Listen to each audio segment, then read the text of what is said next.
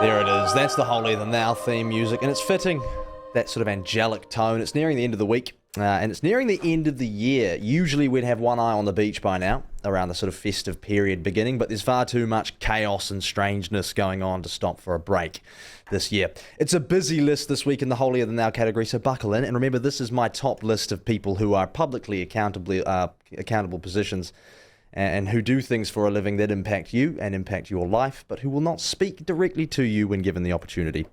They are of that I am holier than thou mentality. The biggest story this week has obviously been ACT's Treaty Principles Bill, and my God, I've never seen so much wasted energy in one place. The outrage, the breathless coverage of this has been astonishing. The bill won't make it into legislation. It was over before it began. National New Zealand First never going to back it. So the fact that a bill that will never become law has stirred this much controversy and led to protests and angry letters and rhetoric shows that it's not the bill itself or the proposed principles of the treaty causing the upset, but rather the very idea of having a conversation about how the treaty fits into modern day New Zealand. And you've got to ask yourself why that is. And the first group of people on my list this morning may have that answer. Lawyers. Specifically the sort of poncy, highfalutin ones who prance around charging hundreds and hundreds of dollars an hour and thinking everyone needs to listen when they say things about stuff. The KCs that lost their marbles this week and wrote a special letter to the Prime Minister and then went round getting it signed by all their other mates who think that having a brass plaque with their name on their office door gives them more of a say than anyone else in a democracy. That lot are a prime example of those who stand to lose out were the principles of the Treaty of Waitangi to be codified into law, because they seem to make quite a bit of money from the ambiguity that stems from not having them written down anywhere. They like being the ones that get to interpret the document that underpins our Constitution and don't think that anyone else, least of all elected representatives, should be afforded such privileges. This is a classic holier than thou kind of stuff, and a little more representing the legal needs of New Zealanders would be nice, and a little bit less wanking on about why you and your mates don't like the government. Next up in the chorus of outrage this week was the National Heco in support of leaving the principles of the Treaty of Waitangi as they are.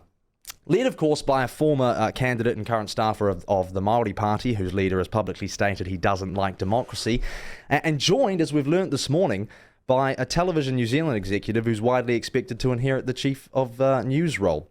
Isn't it all so brilliant at the moment? Now, they're allowed to protest, there's nothing wrong with that, but what often happens with protests like this, and we've seen it with the climate strikes, we've seen it with loads of progressive movements, teachers, who are almost always liberal, have a hard time holding back their political views from their students. And this issue is no exception. We've found out that two schools in Wellington, South Wellington Intermediate and Nainai Public Schools, have taken it upon themselves to use their positions of authority and influence over young New Zealanders to encourage, and in some cases coerce, their students into advancing their own political beliefs.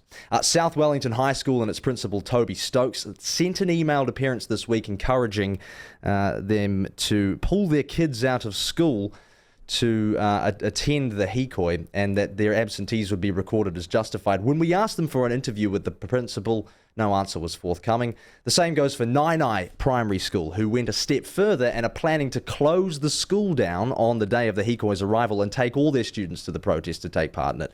We've also made numerous attempts to get comment out of their principal, Murray Booton, but again, nothing back from them. These educators are put in positions of authority and influence over vulnerable young people whose worldviews and ideas are still being shaped daily by the information their teachers preside over. It is not the job of our educators to insist that students adhere to any one political ideology or worldview. It's their job to oversee their education and comprehension of basic skills and to facilitate the development of critical thinking abilities.